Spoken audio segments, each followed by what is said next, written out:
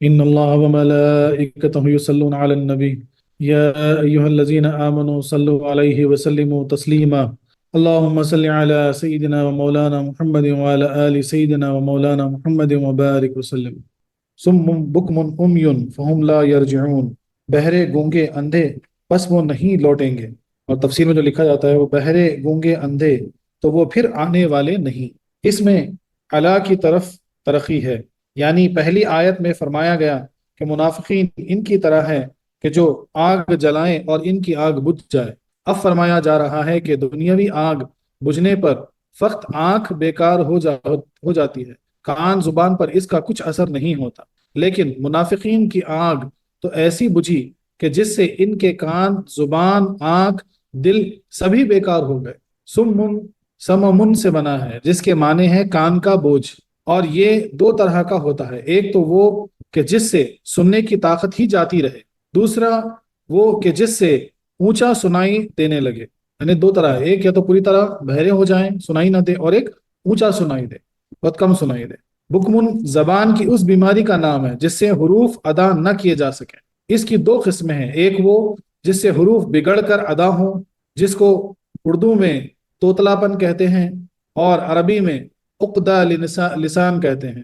دوسرا وہ جس سے بولنا ہی ناممکن، جس کو اردو میں گونگا پن کہتے ہیں اور عربی میں خرس کہتے ہیں، اور یہ دوسرے معنی میں ہی مراد ہے۔ امیون آنکھ کی وہ بیماری ہے جس میں بینائی بالکل جاتی رہتی ہے، جیسے اردو میں اندھا پن کہتے ہیں۔ پھر اس کی دو قسمیں ہیں، ایک پیدائشی اندھا پن جس کو عربی میں کمہن کہتے ہیں اور عارضی والے کو اکمہو کہتے ہیں۔ دوسرا یہ کہ پہلے اکھارا ہو بعد میں اندھا ہو جائے، یعنی دھندلا پن جو بولتے ہیں نا، پہلے دھندلا ہو جائے دکھائی نہیں دے برابر اور بعد میں اندھا پن ہو جائے، یہ آخری معنی یہاں مراد ہے۔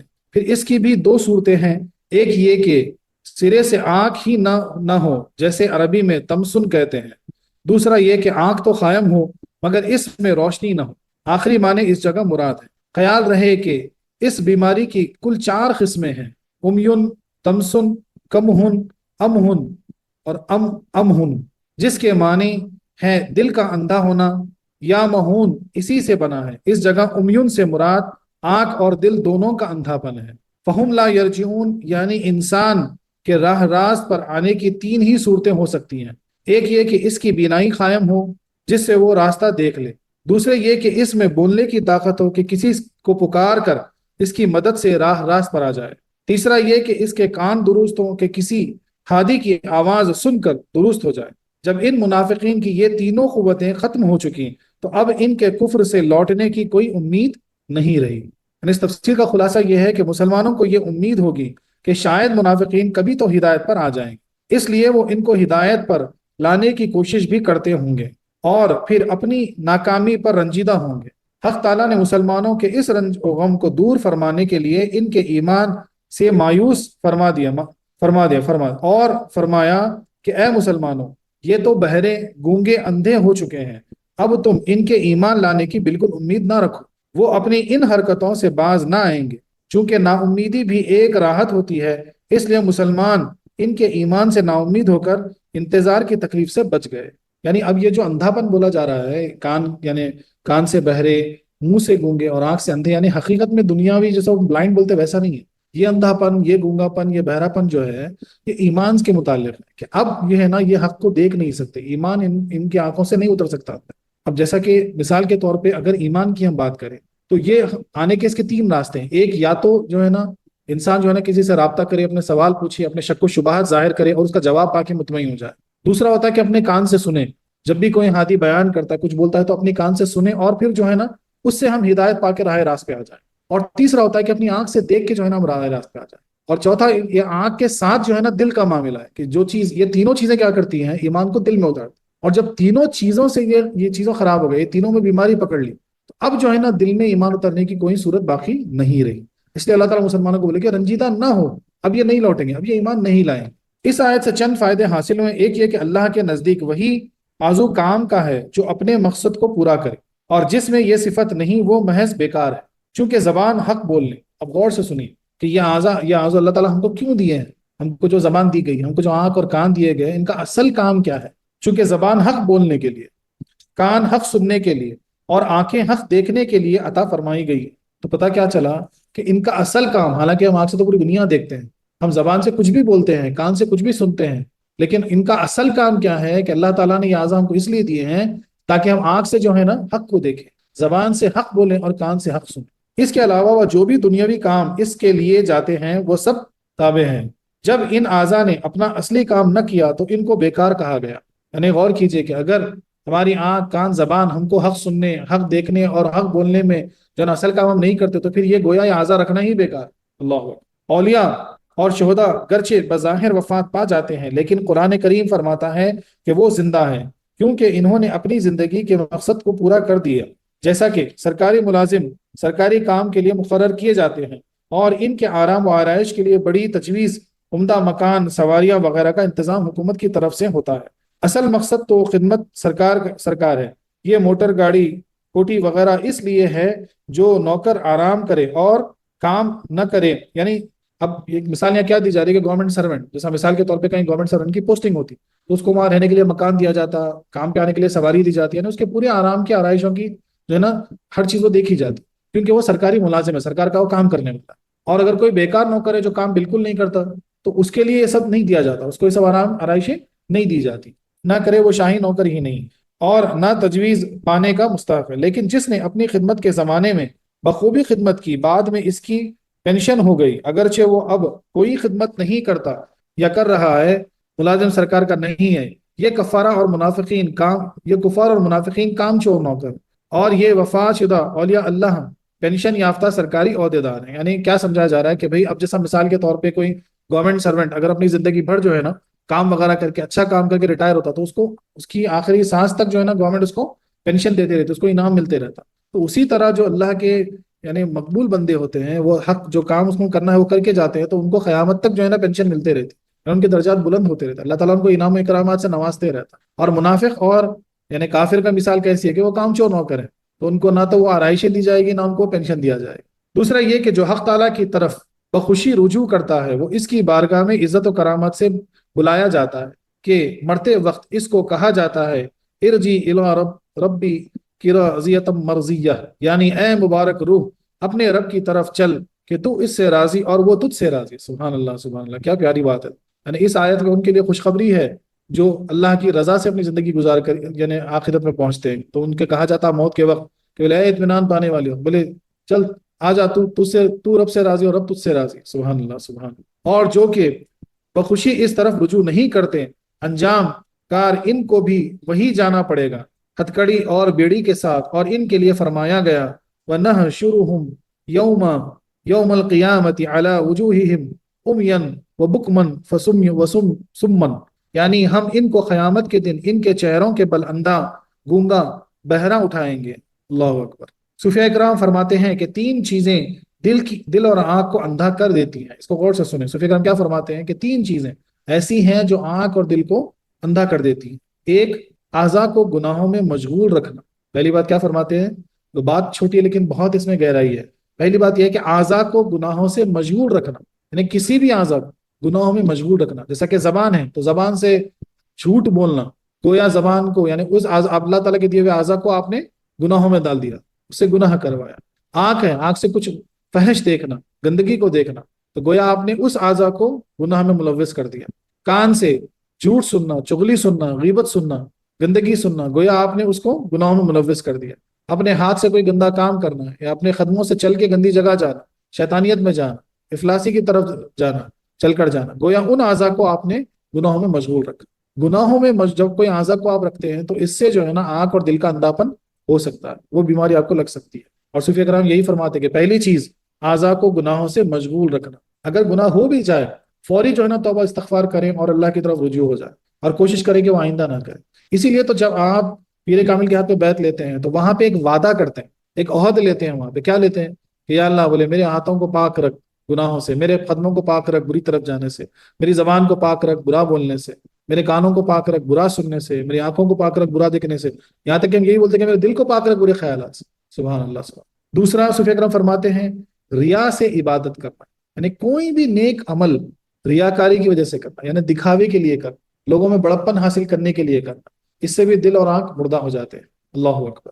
تو پہلی صفت کیا فرماتے صوفیہ کرام کے؟ اپنے اعضاء کو گناہوں میں ملوث رکھنا۔ دوسری صفت یہ فرماتے ہیں کہ ریا سے عبادت کرنا، کوئی بھی نیک و کام ہو، چاہے نماز ہو، یہ دکھاوے کے لیے کہ ہم نمازی ہیں، روزے رکھیں دکھانے کے لیے کہ ہم روزے گار ہیں، صدقہ و خیرات کریں دکھانے کے لیے کہ جو ہے نا ہم صدقہ و خیرات کرنے والے ہیں، خالق کو چھوڑ کر خلق سے امداد رکھنا، امید رکھنا۔ اللہ اکبر۔ تیسری بات کیا فرماتے ہیں؟ خالق کو چھوڑ کر مخلوق سے یا خلق سے جو ہے نا امید رکھنا۔ اللہ اکبر، کیا پیاری بات ہے۔ تو تیسری صفت کیا فرماتے ہیں کہ ہر وہ کام، چاہے دنیاوی کام ہو چاہے دینی، جو بھی ہو، امید رب تعالیٰ سے رکھے، امید خالق سے رکھے، رب سے رکھے۔ ہاں یہ دعا کریں گے کہ فلانا فلانا بندہ جو ہمارا کام کرنے والا ہے وہ ہمارا کام کر دے، اس میں رکاوٹ نہ بنے، اس میں وہ رکاوٹ نہ ڈالے، لیکن امید کس سے رکھنا ہے؟ رب تعالیٰ سے رکھنا۔ تو اس سے ہوتا کیا معلوم ہے؟ آپ توکل علی اللہ ہو جاتے، آپ ہمیشہ مطمئن ہو جاتے کہ بھئی جو ہے نا جو بھی ہو اللہ کی مرضی، یا اللہ تیری مرضی سے ہو جائے، یا اللہ تیری مرضی سے ہو جائے۔ یہ بیماری تب دغ کی طرح اولن تو ہلکی معلوم ہوتی ہے لیکن آخری میں مہلک ثابت ہوتی ہے۔ یعنی یہ بیماری جو ہے نا ہم کو پتہ نہیں چلتا، شروع میں کیسا لگتا کہ بالکل بولتے نا گرمی سے کبھی منہ پہ چھالے والے آ جاتے بخار سے، بولتے وہ چلے جاتے تھوڑے دن میں، چھوڑ دو، بولتے مثال کے طور ہلکے میں لیتے ہیں وہ۔ تو ویسی جو ہے نا اس کو ہلکا مت لے، اس کو شروع میں تو ایسے دکھے گی کہ ہلکی ہے، لیکن جب پکڑ لیتی نا تو دل کو مردہ کر دیتی، پھر آنکھ کو اندھا، کان کو بہرا، منہ سے گونگا، یعنی پھر وہاں حق نہیں آ سکتا، تو اس کو لائٹ نہیں لینی چاہیے۔ تو یہ تین چیزوں کا ہمیشہ خیال رکھو، ایک اپنے اعضاء کو گناہوں میں ملوث نہ کرو، دوسرا کوئی بھی نیک کام ریاکاری کے لیے مت کرو، بس خالص اللہ کے لیے کرو، تیسرا وہ کہ ہمیشہ امید اللہ سے رکھو، کیونکہ ہر وہ کام کرنے والا آپ کو جو خیر ہو رہا شر ہو رہا جو بھی آپ کے ساتھ ہو رہا ہے اللہ کی طرف سے۔ سبحان اللہ۔ آباد وہی دل ہے کہ جس میں تمہاری یاد ہے، اشعار لکھتے ہیں، کیا لکھتے ہیں کہ آباد وہی دل ہے جس میں تمہاری یاد ہے، جو یاد سے غافل ہوا ویران ہے برباد ہے۔ اللہ اکبر۔ یعنی وہی دل آباد ہے جس میں تیری یاد ہے۔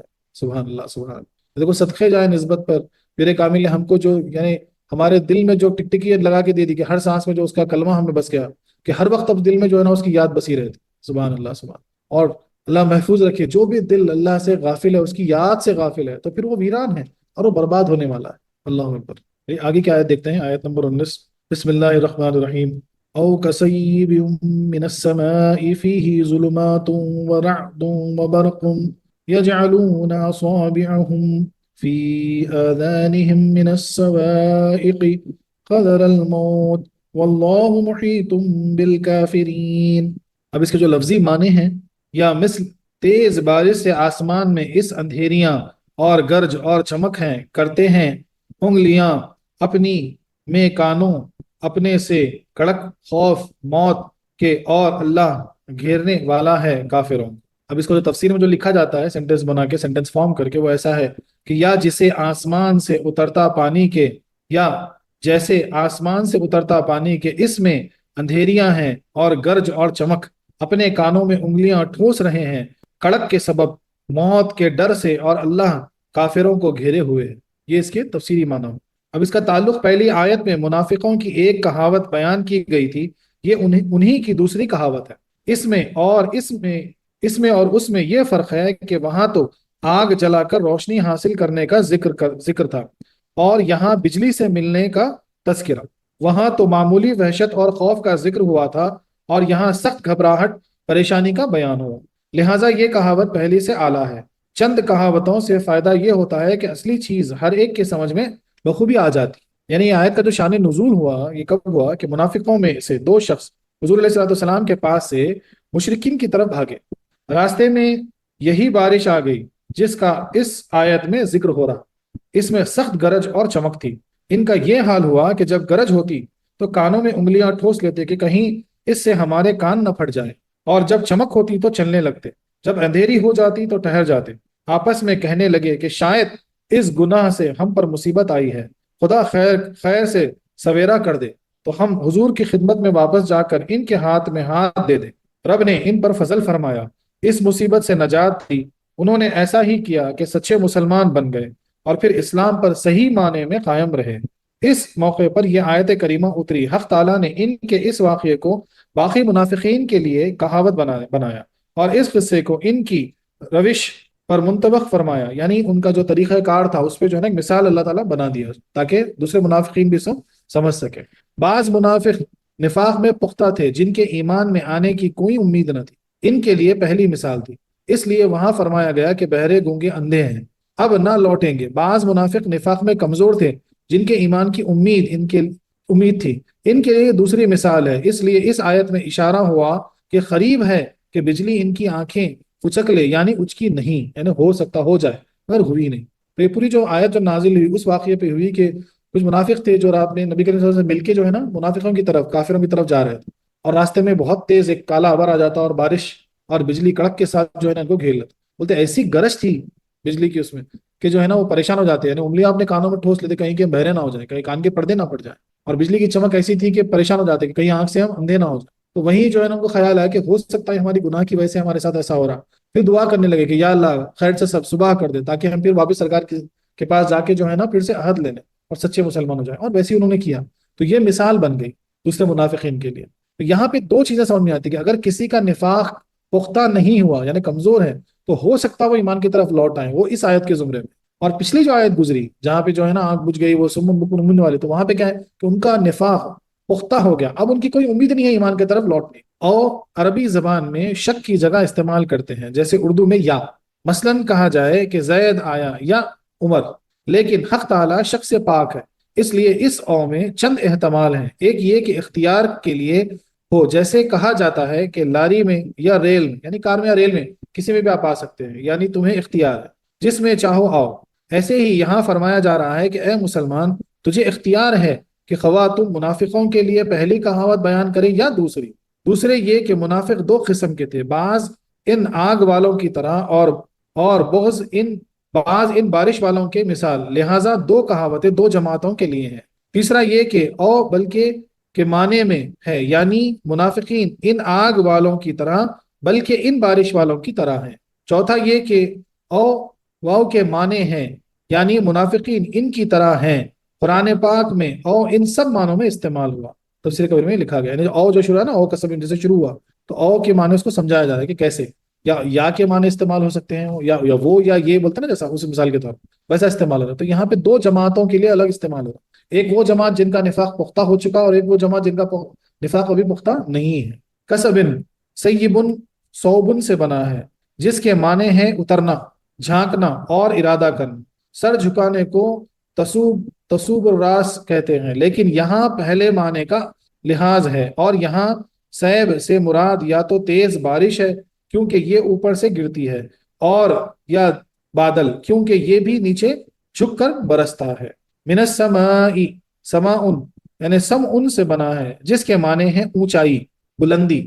آسمان کو سما اس واسطے کہتے ہیں، آسمان کو اس لیے سما کہتے ہیں، ارض و سما بولتے ہیں نا، زمین و آسمان کہتے ہیں، وہ اونچا ہے، اور بادل کو بھی سما کہتے ہیں۔ یہاں یا تو آسمان مراد ہے یا بادل، اگرچہ بارش اوپر ہی سے برستی ہے لیکن پھر بھی من السماء فرما دینے میں چند فائدے ہیں۔ اب ایک یہ فلسفی کہتے ہیں کہ بارش دریاؤں کا پانی ہے جو گرمی پا کر بھاپ بن کر اوپر گیا اور وہاں ٹھنڈا ہو کر بادل بنا اور پھر برس گیا۔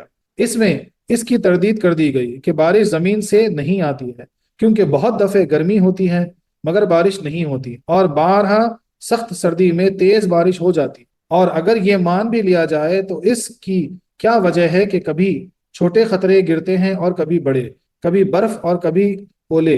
اور اگر سب باتوں سے چشم پوشی کر کے مان بھی لیا جائے کہ بارش سمندر سے ہوتی ہے تو بتاؤ سمندر میں پانی کہاں سے آیا؟ یقیناً آسمان ہی سے آیا۔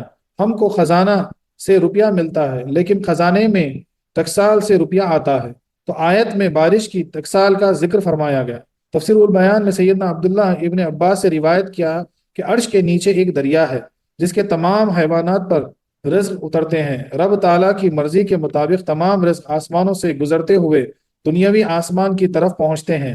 بادل مثل چھلنی کے ہیں کہ پانی آسمان سے آتا ہے اور اس سے چھن کر زمین پر گرتا ہے۔ ہر خطرہ ایک فرشتہ لے کر آتا ہے جو زمین پر آہستہ سے رکھ جاتا ہے۔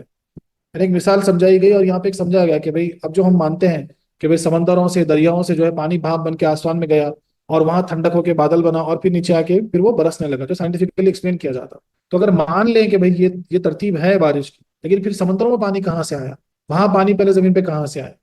اس کی تفسیر بتایا جا رہا ہے کہ سب سے پہلے جو ہے نا عرش کے پاس ایک دریا ہے، اللہ کے عرش کے نیچے ایک دریا ہے، وہاں سے جو ہے نا اللہ تعالیٰ سب کا رزق فراہم کرتے ہیں۔ وہ پانی جو ہے نا بن کے زمینوں میں آ کے بسا ہے، آ کے گرا ہے، فرشتے اس کو لے کے اور زمین پہ رکھتے جاتے ہیں۔ اس کو ویسا بتایا جا رہا ہے۔ دوسرا فائدہ من السما فرمانے میں یہ ہے کہ اس میں اس جانب اشارہ ہو رہا ہے کہ یہ بارش عالمگیر بارش تھی، یہ نہ تھا کہ بعض جگہ نہ ہو۔ تیسرا فائدہ یہ کہ فلسفی کے قول کے مطابق اگرچہ بارش زمین کے پانی سے ہوتی ہے مگر اس کے اسباب آسمان سے بنتے ہیں، کیونکہ آفتاب کی گرمی سے پانی بخار بن کر اوپر چڑھتا ہے اور وہاں کی ٹھنڈک سے جم کر بادل بن جاتا ہے، لہٰذا بارش آسمان ہی کے ذریعے ہوتی ہے۔ اگر یہ جو طریقہ بتایا گیا سائنٹیفکلی جو ایکسپلین کر رہے ہیں کہ وہ بھی مان لیا جائے، تب بھی سورج تو آسمان میں ہی ہے، تپش وہیں سے تو تپش آ رہی اور اس کی وجہ سے جو ہے نا یہ پورا پروسیس ہو رہا، تو اس وجہ سے ہم یہ مان کے چل سکتے ہیں کہ بھائی بارش آسمان سے ہی ہو۔ فلسفی کہتے ہیں کہ گرمی سے پانی بخار بن جاتا ہے اور زمین کے اجزاء دھوئیں جیسے لکڑی سے دھواں اور دھیکتی سے گرم گرم پانی بھاپ بن کر اڑتا ہے۔ یہ زمین کا دھواں جب ہوا کی حرکت سے آگے بڑھ کر گرا آگ تک پہنچ جاتا ہے اور وہاں جا کر روشن ہو جاتا ہے تو کبھی تو چاند چند روز تک روشن رہتا ہے اور دمدار ستارے اور نیزے کی شکل میں نمودار ہوتا ہے، اور کبھی روشن ہو کر جلدی بجھ جاتا ہے جس کو شہاب کہتے ہیں، تارا ٹوٹنا، اور کبھی روشن نہیں ہوتا بلکہ جل جاتا ہے اور آسمان کی سرخی اور سیاہی بن کر نظر آنے لگتا ہے۔ اسی طرح بخار زمین سے اٹھ کر، بخار یعنی ویپر، زمین سے اٹھ کر چند صورتیں اختیار کر لیتا ہے۔ ایک یہ کہ زیادہ اونچا ہو کر جم جاتا ہے اور خطرہ ہو کر زمین پر گر پڑتا ہے۔ اسی جمے ہوئے بخار کو بادل اور ان کے خطروں کو بارش کہتے ہیں۔ اور کبھی یہ بخار زیادہ اونچا نہیں جاتا بلکہ زمین کے قریب ہی سردی سے جم کر گر جاتا ہے، اس کو شبنم یا اوس کہتے ہیں۔ اور کبھی سخت سردی کی وجہ سے یہ بخار راستے ہی سے جم کر زمین پر گر پڑتا ہے، اس کو اولے کہتے ہیں۔ یا تو بخار اور دھوئیں کے علیحدہ حالات تھے، لیکن کبھی ایسا ہوتا ہے کہ آفتاب کی گرمی پا کر بخار، دھواں اور غبار مخلوط ہو کر زمین سے اوپر اڑتے ہیں اور وہاں پہنچ کر علیحدہ ہو جاتے ہیں۔ غبار الٹا واپس ہوتا ہے، اسی کا نام آندھی ہے۔ اور بخار اور دھواں ٹھنڈک کی حد کو پہنچتے ہیں جہاں بخار ٹھنڈا ہو کر بادل بن جاتا ہے اور دھواں اس کو چیر کر اوپر جانا چاہتا ہے کہ جس سے سخت آواز پیدا ہوتی ہے۔ اسی آواز کا نام اردو میں گرج اور عربی میں رعد ہے۔ اور کبھی یہ دھواں تیز حرکت کی وجہ سے بھڑک کر روشن ہو جاتا ہے، اسی کو اردو میں بجلی اور عربی میں برق کہتے ہیں۔ اور کبھی بہت سردی کی وجہ سے یہ دھواں بھی جم کر زمین کی طرف لوٹتا ہے۔ یہ جمع ہوا دھواں جب بادل کو چیرتا ہے تو اس سے سخت آواز پیدا ہوتی ہے اور زمین پر گر کر بہت سی چیزوں کو فنا کر دیتا ہے، اسی کو عربی میں صاعقہ اور اردو میں بجلی گرنا کہتے ہیں۔ اس کی قوت اس قدر ہے کہ دریا میں گرے تو مچھلیوں کو بھی جلا ڈالتا۔ بعض جگہ یہ بھبکی ہوئی بجلی لوہا کی شکل میں ملی ہے، یہ وہی پکا ہوا جمع ہوا دھواں ہے، مگر دل کے بہلانے کو قابل خیال اچھا۔ یعنی اب یہ دیکھیے، یہ پورا جو سمجھایا جا رہا جو بارش کا پروسیس ہے، سبحان اللہ غور کریں کہ یہ کب سائنس تو آج سمجھا رہی ہے کہ بھئی سمندروں سے، دریاؤں سے جو ہے نا یہ پورا جو ہے بھاپ بن کے اوپر گیا اور کیسا یعنی جو آواز آتی بادل میں گرج وہ کیسا پیدا ہوتی، تو سائنس کیا بولتی کہ بھئی دو بادل ٹکرانے سے، اب اس کو کیا سمجھا جا رہا ہے کہ بھئی ایک دھواں جو ویپر ہے، ایک دوسرا دھواں جو آلریڈی ویپر بن چکا ہے، وہ دونوں جب ٹکراتے چیر کے اوپر جانے جاتا تو آواز آتی، تو وہی پروسیس کو سمجھایا جا رہا ہے۔ اور بجلی کے مانند کیا ہے کہ کوئی یعنی تیز برق جو اوپر سے جو نیچے اترتی تو اس کو بجلی گرنا اور وہی آواز پیدا کرتی تھی۔ پورا پروسیس جو ہے کب یہ جب قرآن نازل ہوا تب سے سمجھایا جائے، تب جو ہے نا یہ پوری بات سمجھائی گئی۔ سبحان اللہ۔ آج تو سائنٹیفکلی میڈیکل یہ پروسیس ہے جو بتایا جا رہا ہے، لیکن اس کو پورا یعنی تفصیلاً جو سمجھایا جا رہا ہے، جو گرج پیدا ہوتی جو بولتے ہیں نا گرجنے والے بال ایک دم آوازیں پیدا ہوتی بارش کے موسم میں، تو وہ اصل میں کیا ہے کہ دو بادل ٹکرانا بولتے ہیں سائنس، لیکن اس کو یہاں پہ ایسا ایکسپلین کیا جا رہا ہے۔ اور بجلی گرنا مثال کے طور پر، تو کئی مرتبہ بجلی اگر اتنی تیز ہوتی پانی میں گری تو مچھلی کو مار دے، ہلاک کر دے، زمین پہ گری تو جلا دے مثال کے طور پر۔ اور یہاں یہ بھی بولا جا رہا ہے کہ کئی جگہ بجلی جہاں گرتی وہاں جا کے کچھ لوہا وغیرہ مل جاتا، میٹل مل جاتا، لوگ اس کو بجلی کہتے ہیں، لیکن اصل نہیں ہوتا، کیمیکل ریاکشن ہوتا وہ جب آ کے جب اس جگہ گرتی نا تو کیمیکل ریاکشن سے تبدیل ہوتی۔ اور یہ تو پورا سمجھایا جا رہا ہے کہ ویپر ویپر بن کے اوپر جاتا، بازی جو ہے شبنم زیادہ اوپر رہ جاتی ہے، شبنم بھر کے پتوں پہ نیچے گر جاتی ہوتا نا اکثر سردی کے موسم میں بہت شبنم اور اوس ہوتی ہے مثال کے طور پہ، وہ اتنی اوپر نہیں جا پاتا، وہ ٹھنڈک اس کو پہلے ہی مل جاتی تو وہیں سے وہ واپس زمین پہ گر جاتا۔ اور یہاں پہ اور ایک ایگزامپل کیا دیا گیا کہ جو بہت سارا بخار ایسا ہوتا یعنی ویپر ایسا ہوتا جو بہت اونچا چلے جاتا، جا کے اوپر چمکتا، سورج کی جب روشنی سے پڑتی تو بالکل ایسا نظر آتا جیسے دمدار تارا یعنی تارے جیسا، اور بازی وہاں جل کے ختم ہو جاتا، بازی جو ہے نا ایک دم جو ہے نا جلتے ہوئے گرتا، تو ایسا لگتا ہے کہ جیسا کہ تارا ٹوٹ کے گر رہا مثال کے طور پر۔ یعنی وہ پورا پروسیس یہاں سمجھایا جائے۔ یہ بھی بولا جا رہا ہے کہ بازی جو ہے کیمیکل ریاکشن ہو کے مثال کے طور پہ جو ہے نا کیمیکل ریاکشن سے، بولے آسمان جو بلو بلو ہم کو دکھتا کیوں دکھتا، کہ بولے وہ کیمیکل ریاکشن ہے. تو یہاں پہ کیمیکل ریاکشن ڈائریکٹ نہیں بولا گیا، بلکہ سمجھایا جا رہا کہ کیسا جو ہے نا پورا پروسیس ہوتا مثال کے طور پر. یہ سب عقلی دھوکے سلے ہیں، مگر حقیقت میں یہ تمام قدرت کے کرشمے ہیں، بے شک قدرت کے کرشمے. اگر یہ قدرت کاملہ نہ ہو تو ہم ایک دن بھی دنیا میں حیات سے نہیں رہ سکتے، پوری دنیا ختم ہو جائے. چونکہ فلسفے کے قول پر بھی ان سب چیزوں میں آفتاب کی گرمی کو پورا داخل ہے اور وہ آسمان پر ہے، لہذا سب میں آسمان اسباب کو داخل ہوا، اس لیے من السماء ان کے قول پر بھی خوب چسپا ہو گیا. یعنی جو بھی ایکسپلینیشن دو سائنٹیفکلی واٹ ایور، لیکن وہاں پہ جو ہے نا سورج کا عمل دخل ہے، وہاں پہ جو ہے نا آسمان کا عمل دخل ہے. جو ٹیمپریچر ڈفرنس ہے تو زمین پہ کی سطح پہ جو ٹیمپریچر ہوتا نا وہ ایک دم عام ہوتا ہے، جیسے ہم جو دیکھتے ہیں ہم لوگ کبھی 30 ہے کبھی 35 ہے، گرمیوں میں کبھی 40 ہو جاتا، تو ہم ایک دم جو ہے نا ہم برداشت نہیں کر پاتے. مثال کے طور پہ عام طور پہ جو ہے 25 26 27 یہ ٹیمپریچر زمین کی سطح پہ رہتا. لیکن جیسے جیسے آپ اوپر اٹھتے جاتے ہیں نا زمین سے تو پھر ٹیمپریچر گرتے جاتا. اب جہاں پہ ہوائی جہاز جاتا، دیکھو مثال کے طور پہ آج کل تو بہت سارے لوگ ہوائی جہاز سے جاتے تو اس میں آؤٹ سائڈ ٹیمپریچر کو دکھاتا ہوں، اگر وہ دیکھے تو پریشان ہو جاتے ہیں. جیسے 30,000 فٹ پہ 30,000 فٹ پہ اگر آپ جا رہے ہیں تو باہر کا ٹیمپریچر مائنس میں ہو جاتا ہے، یعنی اتنا ٹھنڈا رہتا. تو اس لیے جو ہے نا اللہ تعالیٰ، یہ قدرت ایک کاملہ ہے، یہ قدرت کا کرشمہ ہے یہ ٹیمپریچر ڈفرنس بھی ہونا. اگر یہ ٹیمپریچر ڈفرنس نہ ہو تو جو بھاپ اڑی نا یہاں سے وہ نکل جائے، ایک دم زمین کے ایٹماسفیئر سے باہر چلے جائے. چونکہ وہ ٹیمپریچر ڈفرنس اللہ تعالیٰ نے رکھے ہیں، وہ ٹھنڈک رکھے اوپر جاتے جاتے. تو جیسے جیسے یہ بخار اوپر جاتا ہے، ویپر اوپر جاتا ہے، بھاپ اوپر جاتی، وہ ٹھنڈک پا کے جو ہے نا پھر واپس ہمارے لیے بارش برسا دیتی. سبحان اللہ سبحان. اور غور تو کرو کہ اس پورے پروسیس میں سمندر کا پانی کی جو کھار ہوتی وہ کہاں گئی؟ اتنا کھارا پانی ہوتا لیکن جو پانی برستا وہ میٹھا ہوتا. سبحان اللہ سبحان. فی ظلمات، فی کی ضمیر سویب کی طرف لوٹتی ہے. اگر اس کے معنی بادل کے ہوں تو آیت کا ترجمہ یہ ہوگا کہ اس بادل میں بہت تاریکیاں ہیں، اور اگر اس کے معنی بارش ہوں تو یہ مطلب ہوگا کہ اس بارش میں بہت تاریکیاں ہیں. اور دونوں صحیح ہیں.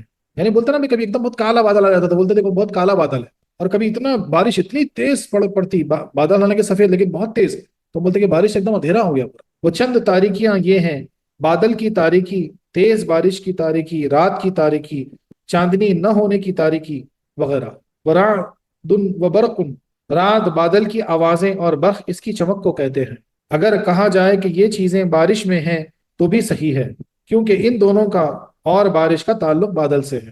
اور اگر کہا جائے کہ یہ دونوں بادل میں ہیں تو بالکل ظاہر ہے. ترمذی شریف میں ہے کہ ایک واقعہ، ایک دفعہ یہودیوں نے حضور علیہ السلام سے دریافت کیا کہ رات اور برق کیا چیز ہے. یعنی یہودی آگے سرکار سے پوچھے کہ رات اور برق کیا چیز ہے. حضور اکرم صلی اللہ علیہ وسلم نے فرمایا کہ رات اس فرشتے کا نام ہے جو بادلوں پر مقرر ہے، اور یہ آواز اس فرشتے کی ہے کہ جس سے وہ بادلوں کو چلاتا ہے، اور برق اس کا آتشی کوڑا ہے جس سے بادلوں کو ہانکتا ہے. تفسیر البیان نے لکھا ہے کہ وہ فرشتہ شہد کی مکھی کے مشابہ ہے، مگر اس کی قوت کا یہ حال ہے. بعض روایت میں آتا ہے یہ آواز اس فرشتے کی تسبیح کی ہے، اس لیے اس آواز کو سن کر تسبیح پڑھنی چاہیے. سیدنا عبداللہ ابن عباس فرماتے ہیں کہ جو شخص بادل کی کڑک اور گرج سن کر یہ پڑھے: سبحان الذی یسبح الرعد بحمدہ والملائکۃ من خیفتہ وہو علی کل شیء قدیر، تو وہ شخص بجلی گرنے سے انشاءاللہ محفوظ رہے گا. اور فرماتے ہیں کہ اگر اس پر بجلی گر جائے تو اس کی دیت کو بہا دینے کو تیار ہوں، یہ عمل نہایت ہی مجرب ہے. سبحان اللہ. یعنی اب یہاں پہ ایک مثال دی جا رہی ہے کہ کچھ یعنی یہودی آ کے سرکار سے سوال کیا کہ بولے بھائی یہ رات اور برق کیا ہے، یعنی جو آواز ہے کڑک جو گرج ہے بادلوں کی اور جو بجلی ہے یہ کیا ہے. تو سرکار فرماتے ہیں کہ یہ ان فرشتے کی آواز ہے جو بادلوں پر جو ہے نا بادلوں پر رکھا گیا، یعنی بادلوں کو سنبھالنا، چلانا، لے جانا، بارش برسانا، یہ ان کا کام ہے. تو بولتے جو کڑک جو گرج جو بادلوں کی آواز آتی ہے، بولے یہ اسی کی آواز ہے جب وہ بادلوں کو چلاتے ہیں، جب وہ آواز آتی ہے. اور جو ان کے پاس آتشی کوڑا ہے اس فرشتے کے ہاتھ میں جس سے وہ بادلوں کو ہانکتا ہے، اس سے بولے بجلی آتی ہے. سبحان اللہ سبحان. اور یہاں پر ایک دعا بتائی گئی کہ جب بھی ایسے کڑک اور چمک ہو تو یہ دعا پڑھے تو بجلی گرنے سے جو یعنی بارش سے نقصان ہوتے وہ نہیں ہوں گے. اصابعہم، انسان کڑک سن کر اپنے پورے کانوں میں لگاتا ہے، نہ کہ پوری انگلیاں، لیکن یہاں فرمایا جا رہا ہے کہ وہ اپنی پوری انگلیاں کانوں میں ڈالتے ہیں، یا یہ کہ انگلیوں سے پورے ہی مراد ہیں، یا یہ مطلب ہے کہ وہ خوف کے مارے ساری انگلیاں کانوں میں ٹھونسنے کی کوشش کرتے ہیں. ہوتا نا اکثر جیسا ایک دم بہت زیادہ لگے تو آپ ایسا کرتے، کبھی ایسا کرتے، کبھی جیسا یعنی حیبت کے مارے اپنے کانوں میں انگلیاں ٹھونسنا. من السوائق، سوائق سائقے کی جمع ہے۔ سائقہ اس گرنے والی بجلی کو کہتے ہیں جو کسی چیز پر گر کر اس کو جلا ڈالتی، یعنی وہ لوگ بجلی گرنے کے اندیشے سے اپنے کان بند کرتے ہیں۔ حذر الموت، حذر کے معنی ہیں ڈر، اور پرہیز یعنی بچنا، یہاں دونوں معنی بن سکتے ہیں، یعنی موت کے ڈر کی وجہ سے یا موت سے بچنے کے لیے۔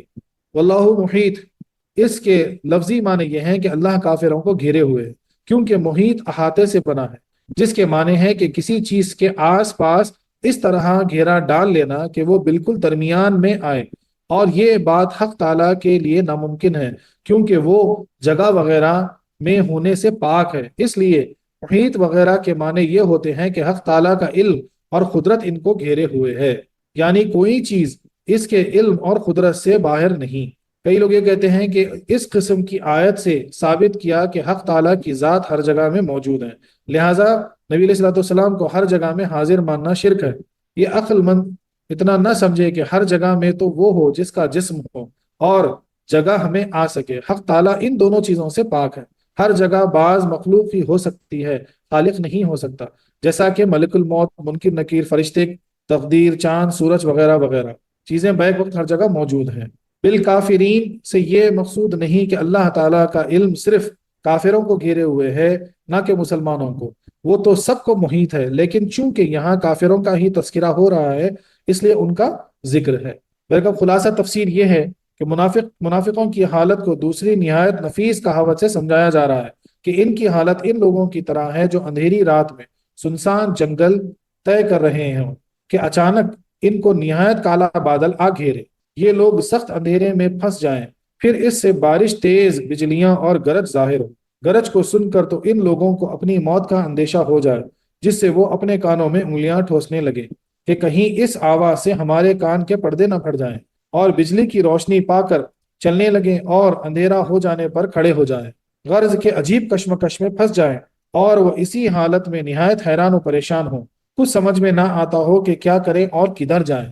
یہی حال ان منافقوں کا ہے کہ یہ اپنی زندگی کی اندھیری رات میں دنیا کا جنگل طے کر رہے تھے کہ اچانک ان کے شہر میں حضور علیہ الصلوۃ والسلام تشریف لے آئے جو رحمت الہی کا گہرا بادل ہیں، اور آپ پر قرآن کریم اترنے لگا جو مثل تیز بارش کے ہے۔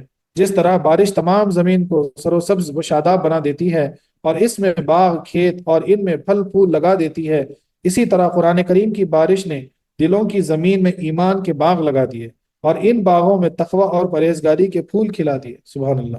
مگر اسی قرآن میں شرعی احکام اور جرموں کی سخت سزائیں اور دنیا سے بے رغبتی کرنے کا حکم بھی ہے جو کہ مثل گرج اور کڑک کے ہیں۔ یہ منافقین کانوں میں انگلیاں ٹھوس لیتے ہیں کہ کہیں یہ کلام ہمارے دلوں میں اثر نہ کر جائے، جس سے کہ ہمارے دنیاوی عیش و آرام میں فرق آ جائے، مال کی زکوٰۃ دینی پڑ جائے، جہاد میں اسلام پر جان نثار کرنا پڑ جائے، کیونکہ یہ چیزیں ان کے نزدیک موت ہے۔ مگر جب کبھی ان کے مال یا اولاد میں برکت ہوتی، یعنی اب یہاں پہ ایک منٹ کے لیے رک کے سمجھنا ہے کہ تو تیز بادل، یعنی جو پورا جو اس کا باطنی جو نقطہ یہاں سمجھایا جا رہا ہے وہ یہ سمجھایا جا رہا ہے کہ بھائی جو ہے نا اندھیری رات میں آپ گزر رہے جنگل سے، مطلب کیا ہے کہ دنیا ایک جنگل کی مانند ہے جہاں پہ آپ زندگی بسر کر، اور وہیں پہ جو ہے نا کوئی بادل آ جانا، وہ نبی کریم صلی اللہ علیہ وسلم کا آنا ہوا، وہ رحمت للعالمین بن کے آنا ہوا، اور جو بارش برسنا ہوا وہ قرآن پاک ہے جو آج بھی ہم سن رہے ہیں کہ ہم اس سے جو ہے نا ہمارے دل میں تقویٰ پہنچ رہا ہے، اس سے ہمارے دلوں میں ایمان تازہ ہو رہا ہے، اور وہاں پہ جو ہے نا ہمارے دلوں میں پھول کھل رہے ہیں۔ کس کے پھول کھل رہے ہیں؟ اخلاص کے پھول کھل رہے ہیں، قرب کے پھول کھل رہے ہیں۔ اور جو انگلیاں ٹھوس لینے والی بات ہو رہی وہ یہ ہو رہی کہ آج بھی کئی ایسے، تو یہ صرف منافقوں کی بات نہیں، آج بھی وہ چیز موجود ہے کہ کتنا ہم شوق سے، ذوق سے جو ہے نا اللہ کے کلام کو سنتے ہیں تاکہ پھر ہمارا ایمان تر و تازہ ہو جائے، ہمارے دلوں میں جو ہے نا وہ پھول کھل جائے۔ سبحان اللہ، سبحان۔ مگر جب کبھی ان کے مال یا اولاد میں برکت ہوتی یا غنیمتیں اور زکوٰۃ کا مال ان کے ہاتھ آتا تو بجلی کی چمک والوں کی طرح کچھ چل پڑتے اور کہتے کہ اسلام سچا دین ہے۔ اب دیکھو، منافقت کی وجہ سے بھی کچھ مال مل جاتا، اولاد میں اضافہ ہو جاتا، فائدہ ہو جاتا، تو بولتے کہ بھائی چلو اسلام بہت اچھا دین ہے۔ تو کیا فرق ہے ہم میں اور یہ منافقوں میں؟ ذرا سوچو نا۔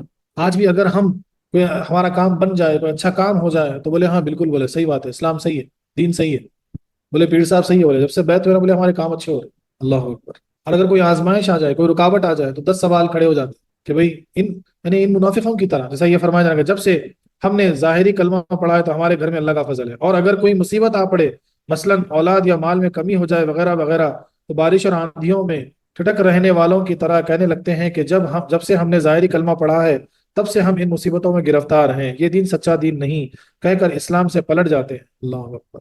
تو ہم میں اور ان منافقوں میں کیا فرق ہے، غور کیجیے۔ یہ اس لیے کہتے ہیں کہ قرآن پاک جو ہے نا صرف اس وقت ان منافقوں کے لیے نہیں اترا ہوئی، یہ قیامت تک کے لیے رہبری ہے۔ اور کیا پیاری بات ہے، آج بھی ہم جو ہے نا ہمارے دلوں میں ہم کیسے رکھتے ہیں، کوئی ہمارا کام بن گیا تو بولے واہ سبحان اللہ بالکل صحیح ہے، اور نہیں بنا تو بولے یار پتہ نہیں۔ آج کل تو یہ بھی دیکھنے میں آتا کہ بھائی دنیاوی معاملات کے لیے، کاموں کے لیے لوگ کیا کیا نہیں کر دیتے۔ بولے کوئی مندر پہنچ جا رہا، کوئی جو ہے نا پجاریوں کے پاس چلے جا رہے، کوئی جو ہے نا گندے یعنی جادو جادو ٹونے والوں کے پاس پہنچ جا رہے ہیں، عاملوں کے پاس پہنچ جا رہے ہیں، بس اپنا کام ہو جائے۔ تو یہ فرق کیا ہوا بتائیے منافقوں میں، یہ بھی تو منافق ہی ہوئے نا۔ اللہ اکبر۔ مگر حق تعالیٰ فرماتا ہے کہ وہ کفر کر کے ہمارے قبضے سے باہر نہیں ہو سکتے۔ حق ہے نا، ارے اللہ کے قبضے سے کوئی باہر ہو سکتا ہے کیا؟ بتاؤ۔ تو غور کرو بھائی، غور کرو، اس پیغام کو پہنچاؤ اپنے گھر والوں کو۔ اللہ تعالیٰ کیا فرماتے ہیں کہ بھائی تم کچھ بھی کر لو، مجھ سے بچ سکتے کیا؟ تو ہمیشہ یاد رکھیے کوئی بھی غلط کام، کوئی بھی بہکاوے میں آنے سے پہلے بول دیا ارے بھائی چلو چلو فلانی جگہ جانے سے جو ہے نا اپنا کام بن جا رہا، بولے وہاں ہے ہندو ہے بھائی، مطلب اپنا کام تو ہو جاتا نا، بعد میں تو استغفار توبہ کر لیں گے، اللہ اللہ کرتے بیٹھیں گے۔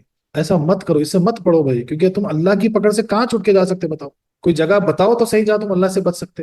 اللہ اکبر۔ ہمیشہ جو مثال پیش کرتا ہوں کہ ایک پیر صاحب تھے، وہ مریدوں کو جو ہے نا بہت زمانے تک درس وغیرہ دیتے رہے، ایک مرتبہ بلا کے جو ہے نا جو 12 مرید تھے کچھ، سب کو ایک ایک مرغی دی اور چھری دیے، بولے بیٹا ان کو لے جاؤ، لے جا کے ایسی جگہ ذبح کرو جہاں تمہیں کوئی نہیں دیکھ رہا۔ بولے ٹھیک ہے، سب لے کے گئے۔ ایک گیا اور فوری آ گیا 10 منٹ بعد، بولے جی، بولے میں ہاں وہ فلانے جھاڑ کے پیچھے گیا، بولے کوئی نہیں تمہیں ذبح کر دیا، بولے ٹھیک ہے۔ پھر تھوڑی دیر کے بعد دوسرا آیا، بولے میں فلانے جو نا پتھر کے پیچھے گیا، بولے ذبح کر دیا، بولے ٹھیک ہے۔ پھر کوئی بولا میں بولے فلانی جگہ لے کے گیا، وہاں کوئی نہیں تھا، کر دیا۔ ایسا ہوتے ہوتے جو ہے نا 11 واپس آ گئے، اور ایک کا پتہ نہیں چل رہا، واپس ہی نہیں آ رہا۔ بولے مغرب ہو گئی، رات ہو گئی، بولے سب پریشان ہونے لگے۔ آخر میں جو ہے دیکھا کہ روتے ہوئے آ رہا ہے، مرغی بھی زندہ ہے ہاتھ میں اور چھری بھی، اور آنکھ سے آنسو رہا ہے۔ تو پھر صاحب بولتے کہ کیا ہوا؟ بولے کیوں رو رہا؟ تو کیا بولتا کہ بھائی میں کیا کروں؟ بولے میں جہاں بھی جاتا ہوں، آپ بولے کہ بھائی ایسی جگہ جا کے ذبح کرو جہاں کوئی نہ ہو، بولے لیکن میں جہاں بھی جاتا ہوں رب کو پاتا ہوں، بولے میں کہاں جا کے ذبح کروں؟ اللہ اکبر۔ تبھی پھر صاحب بولے کہ ٹھیک ہے سب مریدوں میں تو پاک، باقی سب کو جو ہے نا ابھی سبق کی ضرورت ہے۔ تو بتاؤ تو صحیح یار، یہ سب دنیاوی معاملات کے لیے الٹ پلٹ جو ہم کرتے ہیں، بچ کے جائیں گے کہاں؟ اللہ کی پکڑ سے کہاں جائیں گے بچ کے؟ کوئی جگہ تو بتاؤ، اگر ہو تو پھر یہ سب کرو بھائی۔ اللہ اکبر۔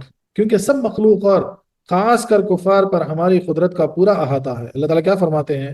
سب مخلوق پر ہمارا احاطہ ہے۔ اللہ اکبر۔ اور جو کفار یعنی جو کفر کرنے والے ہیں، اب کفر کا یہ مطلب نہیں کہ کافر، بولے کوئی بھی کفر کرنے والے، اب کفر کیا کیا ہے وہ تو ہم پڑھتے ہیں اب تک، منافقت کفر ہے، جھوٹ کفر ہے نا، غیبت چغلی پتہ نہیں کیا کیا، یعنی شراب پینا، شراب خوری، زنا خوری، سارا کفر ہے۔ یہ تو ہم دیکھ چکے نا، یہ تو ہم پڑھ چکے۔ تو یہ سارا کچھ جو کرنے والے ہیں، یہ سارا کچھ کیا ہے؟ یہ کفر ہے۔